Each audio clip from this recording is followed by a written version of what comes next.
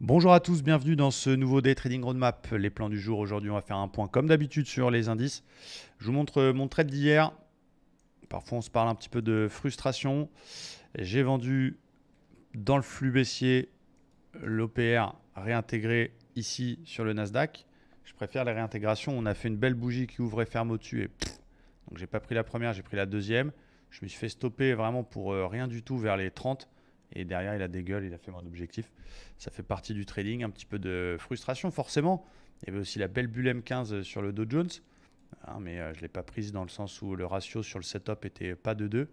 Puis bon, bah, elle a largement fonctionné. Ça fait partie des choses, je vous le montre parce que c'est bien aussi de montrer ce qui n'a pas fonctionné. Voilà, c'est important. Du côté des indices, donc forcément, on est encore très très baissier. On est sur le DAX là. Il a quand même cassé son espèce de canal haussier.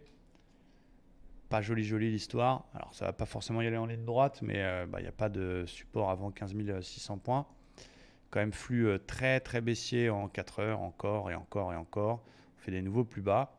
Et là on est en train de venir un petit peu pullbacker le range. Donc, voici mon plan pour aujourd'hui. Le laisser faire ce rebond, c'était l'objectif de ce matin. Et pourquoi pas une vente dans cette zone du bas de range si signal fort, type bulle justement, parce qu'on reste en flux baissier pour aller chercher les 15 600. 15 600 est la zone un peu en dessous du 100% de la vague précédente, devient à son tour une zone d'intérêt contre tendance s'il y a un top signal 5 étoiles. Et scénario inverse, s'il continue de monter et qu'il réintègre le range, au-dessus de 860, eh bien on pourrait essayer un peu plus agressivement de chercher les achats jusqu'au haut de range, qui à son tour redevient aussi 16 080, une zone de vente. Donc pour ceux qui veulent suivre le flux, zone de vente c'est 830, 16 075, 80, et un petit peu contre-flux. S'il passe le bas de range, eh bien pourquoi pas essayer de tenter un rebond jusqu'au haut de range, et s'il dégueule, surveiller les 550, 560, qui devient une zone quand même assez sympa. Du côté du Dow Jones, il est quand même sur des grosses choses lui aussi. Donc c'est pas rien. On voit mes zones. On est, regardez, sur un bas de canal. Alors je vais enlever ça pour que ce soit plus lisible pour vous. On est quand même sur le bas de canal haussier et sur une zone qui est les 50% de la dernière vague de hausse et qui est en plus polarité. Ici, vous voyez, ça a été résistance puis support. Donc c'est quand même pas rien. Après, à court terme, on est encore full baissier. Mais on est dans cette zone.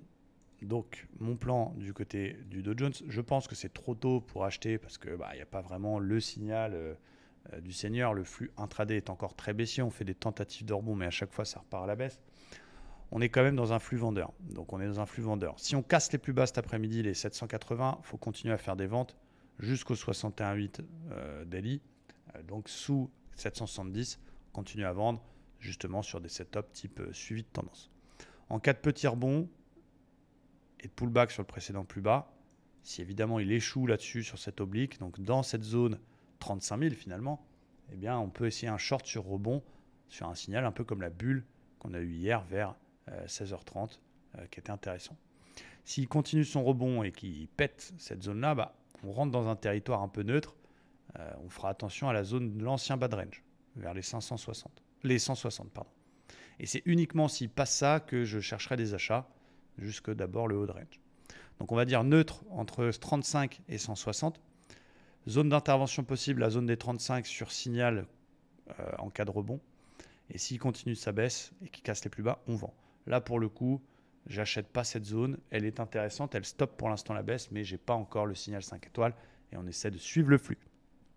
Côté Nasdaq, on va directement parler du plan.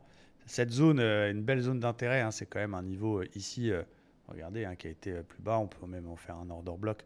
Donc c'est 14 880. C'est une zone qui tient pour l'instant, quand même une belle zone d'intérêt. Le flux reste très baissier. Vous avez vu la tendance du dos est très très baissière. Mais voilà, comme les autres, on arrive sur des petits niveaux. Donc ça veut dire quoi? On reste en flux vendeur. Donc j'aimerais bien faire une petite vente un peu plus haut sur le pullback, peut-être même un peu exagéré, vers les 15 040. C'est une zone que je vais surveiller. En cas de rebond plus marqué sur l'oblique ici, résistance, pareil, c'est un niveau à surveiller, 15 160. Ce sera un petit peu plus agressif parce qu'on sera en flux haussier, mais c'est un niveau qui se surveille. Mais je ferai des achats qu'à partir du moment où il sort de ça. Donc vente sur pullback sur le précédent plus bas, vente un peu plus haut sur 15 160 évidemment vendre s'il casse les plus bas. Exceptionnellement, s'il vient rechercher cette zone 880 sans la casser, qui reste un niveau, voilà, on a montré important, et que là-dedans, j'ai le signal irrésistible, type bulle ou divergence vraiment du seigneur, avec un ratio 3, 4, 5, je peux tenter un contre-tendance, mais il va falloir vraiment avoir un truc 5 étoiles. Donc, privilégions les suivis de tendance dans un premier temps, mais on n'interdit pas, on reste attentif à cette zone 880. Voilà, j'espère que ça vous aide beaucoup ces niveaux-là.